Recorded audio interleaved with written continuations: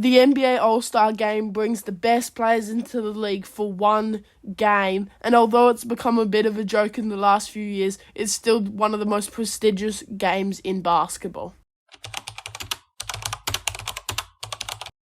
The player with the most All-Star appearances is LeBron James, and this is obvious. He's one of the most consistent players of all time, has the most points in NBA history, and he's been consistent for 20 straight years.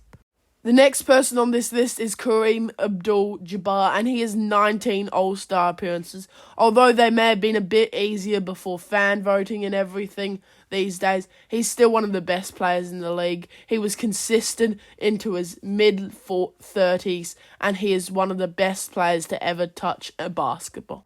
With 18 All-Star appearances, I have Kobe Bryant. He played with the Lakers this entire season, and like the other two players on this list, he was extremely consistent. Although he started to fall off because of injuries near the end of his career, he still managed to total 18 and could possibly lead the league in All-Star appearances if he stayed healthy. Rest in peace to the Mamba. With 16 All-Star appearances, I have Julius Erving. Although 5 of them were in the ABA, he's still one of the best players to ever play in the NBA and possibly the best player to play in the ABA. He's a great player, extremely athletic, and one of the best sixers of all time. In at 15 All-Star appearances, I have Shaquille O'Neal. This is the first amount where there are multiple players who've hit this title. It was between Tim Duncan, Kevin Garnett, and Shaquille O'Neal, and I just chose Shaquille over Tim Duncan. Although both of them I consider a top 10 players all time, I just have to prioritise Shaq because of his dominance. He played with Kobe, Dwayne Wade, won multiple championships, and had one of the most dominant seasons of all time. In at 14, I have Michael Jordan. He's the best player of all time, and without a question, he's the best player. But there was some really talented other options, like Kevin Durant, Karl Malone, Dirk Nowitzki, and Jerry West. In at 13 All-Star appearances, which coincidentally was also his jersey number, is Wilt Chamberlain. He was possibly one of the most dominant players of all time, and although he played in the 60s, he was possibly the greatest scorer we've seen, scoring 50 per game one season, scoring 100, the most in NBA history ever in one game. He beat out players like Bob Cousy, Dwayne Wade, and John Havlicek for this spot. In at 12 All-Star appearances, I have Magic Johnson, one of the greatest point guards of all time, and was the big piece in the Showtime Lakers. He beat out players like his rival Larry Bird and Hakeem Olajuwon. There are only 7 players who have 11 All-Star appearances, and the person I picked was Charles Barkley. He was dominant for the Phoenix Suns and a big part in their title race in the 90s. He's a great rebounder, an underrated scorer, and a really shit three-point shooter. With 10 All-Star appearances, I chose Steph Curry. He's been one of the best players in the All-Star games of recent date. He dropped 60 in one of them and has the record for most threes made in an All-Star game. And that's pretty fitting. He is the best three-point shooter of all time, and he has dominated the league for the last 15 years, and he definitely deserved to be picked for this spot. He beats players like Clyde Drexler, James Harden, and Carmelo Anthony for this spot. The best player from 9 All-Star appearances is Russell Westbrook. He was extremely dominant with OKC, which feels like ages ago. But just in 2020, he was one of the better players in the league. Although he's more of a role player these days and clowned on a bit too much, he was amazing back in his prime. He beat out players like Paul George and Anthony Davis for this spot. The best player from 8 All-Star appearances is Giannis Antetokounmpo, the most dominant player in the league right now. He's averaged 30 and 10 for the better half of this century, and he has been great. He had a championship in 2021 with the Milwaukee Bucks and will go down as one of the best players to ever play this game. He beat out players like Dwight Howard, Kyrie Irving, Damian Lillard, Yao Ming, and Dominique Wilkins for this spot.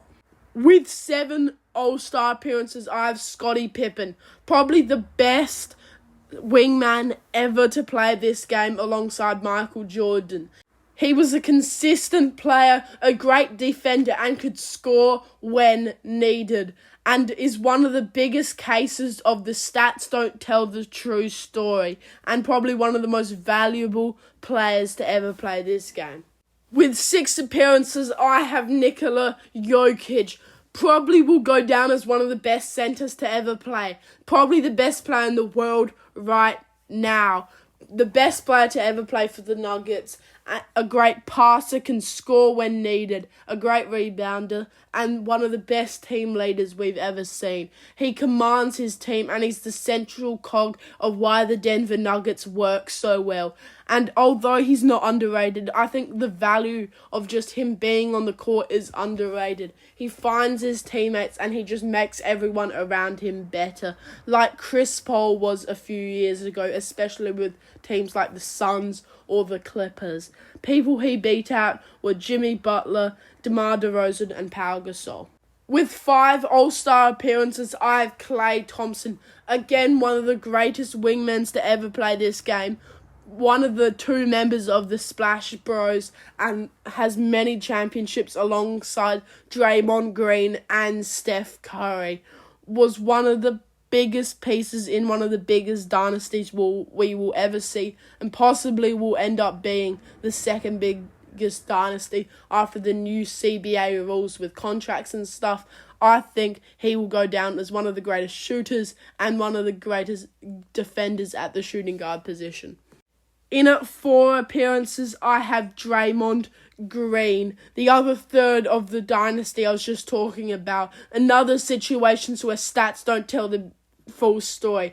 Although he's now known for hitting people in the face and kicking them in the balls, he's still one of the greatest players to ever play this game. A defensive player of the year, big part of a great dynasty, great defender, an underrated distributor, and proved in his prime that he can score when needed, having some big scoring games in big moments for the Warriors, beating out players like Rajon Rondo for this spot.